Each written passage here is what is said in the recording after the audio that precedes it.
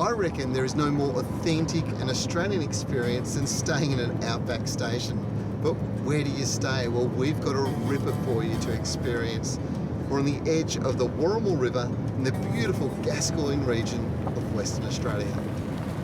Today, the station's owners, Rachel and Justin Steadman, welcome visitors from all over the world, including city slickers like my mob, sharing that hospitality that people from the bush are famous for, with visitors welcome to pitch their own tents or opt for a bit of glamping.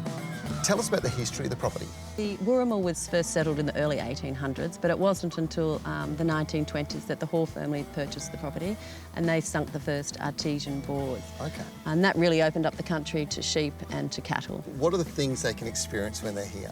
Well, one of the first experiences we tell them about is to take the river walk. It's a great way to see all the wildlife, especially the native birds. During winter we have lots of echidnas breeding under the gum trees, which is a pretty unique experience. There's also lots of kangaroos and, we've got the cattle and the goats. So we offer a self-drive tour, so we give guests a mud map. Yep. But we also give them a little book, and that teaches them a little bit about the history of the place, not only of the pastoral, but also of the World Heritage area off our coastline where the dugongs breed. And it gives them an insight onto, probably the hardships and the history of opening up this country in the 1800s. The self-drive station tour is pretty easy today. Justin and Rachel have offered to show us around. The Wooramel River winds its way through about 30 kilometres of the station, making its way to the ocean, which forms the western boundary, running for almost 60 kilometres.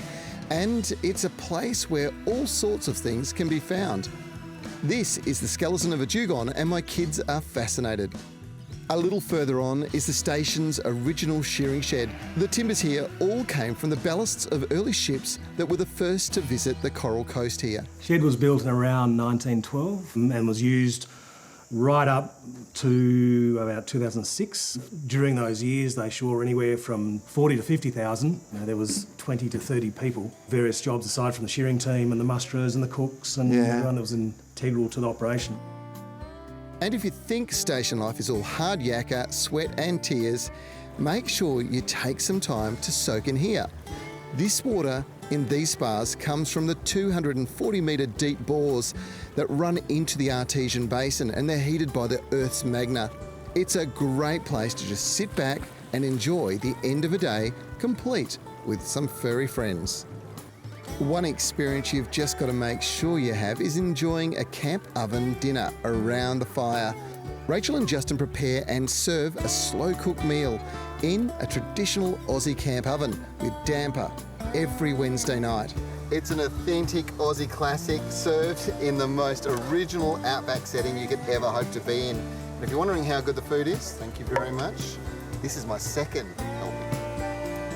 And after a delicious meal, you can head off to a comfortable bed for a good night's sleep. If you want to experience the real Australian outback life unedited, this is a must-do.